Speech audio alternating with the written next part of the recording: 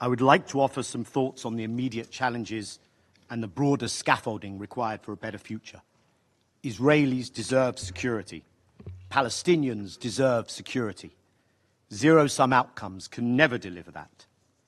An inescapable anchor of this reality is the acknowledgement of the power asymmetry between an occupying, colonizing state and an occupied, colonized people. But more important, before all of that, I want to really express how moving and good it is to see Miss Agmani here, humbling and heartwarming. I, and I'm sure many others, have seen other images of you from different times. Now these times you managed to accompany Prime Minister Netanyahu in Congress. You were on the stage for the inauguration of President Trump. Now here, thankfully safe. Your partner not yet. And it was so important to hear your testimony of an awful experience to which no human should ever be subjected, because it reminds us that at the end of the day, this is about people. Each story deeply personal, your strength in the face of adversity, the thousands upon thousands of stories of individual hardship, Israelis both fallen and still held captive, the tens of thousands of Palestinians killed, many more maimed, starved, lives devastated, schools, hospitals, shelters, entire neighborhoods destroyed, and yet the remarkable resilience also of Palestinians. Dr. Hussam Abu Safir, the director of Kamal Radwan Hospital, still mistreated and held in Israeli detention. One really must not forget the names of the Bibas children, Ariel and Kafir, the circumstances of their death, nor the name of Leila Al-Khatib, a 2-year-old Palestinian killed in her home in the occupied West Bank just days ago while eating dinner with her family, or 5-year-old Hind Rajab, bombed and denied medical attention, dead with her family. Those lost in the turned-off incubators of Al-Shifa Hospital. A minute of silence for each of the Bibas children would be appropriate, as would a minute of silence for each of the more than 18,000 Palestinian children murdered in Israel's devastation of Gaza. That silence would extend to over 300 hours. And our task is to prevent that conflict and that human suffering. And it results from political conflict, preventable tragedies, and the many more tragedies that await if steps are not taken. When you peel back the layers, we are all people and we are all born equal.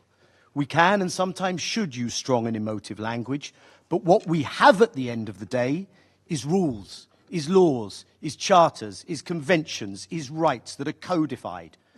Not what is seen in the eye of the beholder, not what is subjective, something that is supposed to, not always, is, be applied and not ignored for some. This body is architect, author, arbiter of those rules and statutes and conventions. And whether it's a non-state actor or a partisan resistance or a state, the question must always be, are you acting in accordance within those conventions and laws and charters? When Hamas is culpable, it is held accountable, sanctioned. When an ambassador of a state stands at a UN podium with a little shredding machine and shreds the UN Charter, that's a gimmick. But when a state, like Israel, conducts itself in ways that render the Charter meaningless and which assault those conventions, including on genocide, rights, norms and laws that this body holds dear, then that is a challenge that cannot be allowed to pass. It is the kind of affront which decades ago led to apartheid South Africa being suspended from active participation at the UN. The prevention of humanitarian assistance, the targeting of aid workers and even of workers of this institution,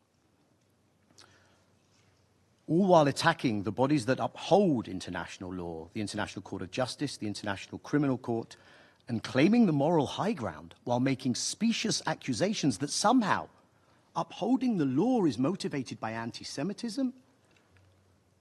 That worries me because it also cheapens what is a very real and dangerous phenomenon of anti-Semitism.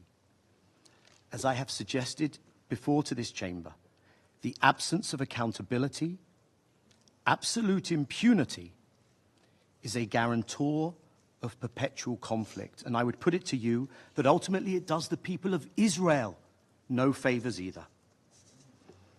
I want to offer a very brief checklist of what, in an immediate and more medium term, scaffolding could be on which one could construct peace. The first that has been referred to already is the imperative of maintaining and completing this ceasefire, the release of all the Israelis, your partner included, the exchange of prisoners, the full Israeli military withdrawal, the surging of humanitarian assistance, which should never have been prevented. That requires the parties to implement their commitments. It will require the withheld Palestinian prisoner release to be made good on. It requires the role of the guarantors. There is good reason to fear that this could collapse. There is good reason to fear a resumption of those tragedies, and in particular, a possible renewed attempt to permanently depopulate the north of Gaza. A number of the families of those being held still in Israel, those being held in Gaza, the families in Israel, including some who have been released, have taken to the squares and towns of Israel out of fear that the intention of their own government is not to see this through. Two, the premise for a full ceasefire must learn from history and be based on reality. Hamas non-governance in Gaza is achievable. The movement itself has said so. But no party to a conflict will negotiate its own dissolution unless it is destroyed on the battlefield or unless the root causes of the conflict are addressed. Hamas has not been defeated, and there will be resistance as long as there is the structural violence of occupation and apartheid. It is that simple. Three, a familiar pattern of displacing Palestinians from refugee camps, 40,000 so far, of destroying infrastructure, is being enacted now by Israel in the occupied West Bank. And Israeli government ministers are threatening to annex the territory and make life untenable for Palestinians. This after the ICJ designated the entirety of the occupation as illegal. As we enter the month of Ramadan, there are reasons to be concerned that provocations might intensify in Jerusalem and at Al-Aqsa. In an environment in which ethnic cleansing is openly discussed, we should not be surprised if that thought also comes to the West Bank. Four, attempts to terminate the functioning of UNRWA are an integral part of this pattern. This body should be in no doubt that abruptly imploding UNRWA will contribute to greater insecurity and despair, a greater vacuum, and an escalating social and political crisis. One thing it will not do, though, is change the status of the refugees or negate their rights. Five, one of the most dangerous developments this body must be seized of is the lurch towards zero-sum thinking. Maybe it could be called the apartheid is not enough camp, whereby the very continued physical presence of Palestinians is something that part of the Israeli polity cannot abide. The unlawful forced displacement of Palestinians must not be endorsed or encouraged by any state, let alone a P5 state. Nothing can be more dangerous for either peoples than the notion that one people will be removed from the land. We know the circumstances under which many Jews came to this area.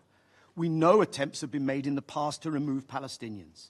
Neither people will be ethnically cleansed nor submitted to genocidal violence.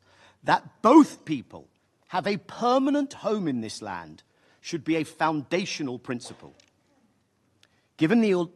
Point 6, given the above, if a commitment to two states is to be meaningful, then as you said, the urgency of generating a radically revised incentive structure cannot be exaggerated. I would argue that quite simply it will have to be imposed on the occupying power. And that is the stiff challenge facing the Global Alliance for the Implementation of the Two-State Solution and the international conference due this summer. Partition was the solution bequeathed by this body when there were fewer than 60 members of the UN. 33 states voted for partition in 1947. Much of Africa, Asia, the Caribbean remained under Western colonial rule. In the absence of partition, what we have is a single dominion under an apartheid regime, all in a place where Christians, Jews, and Muslims have lived together in the past. How much longer can we ignore that in that single dominion, the legitimate alternative is the full enfranchisement, equal and democratic rights of all of those within that space?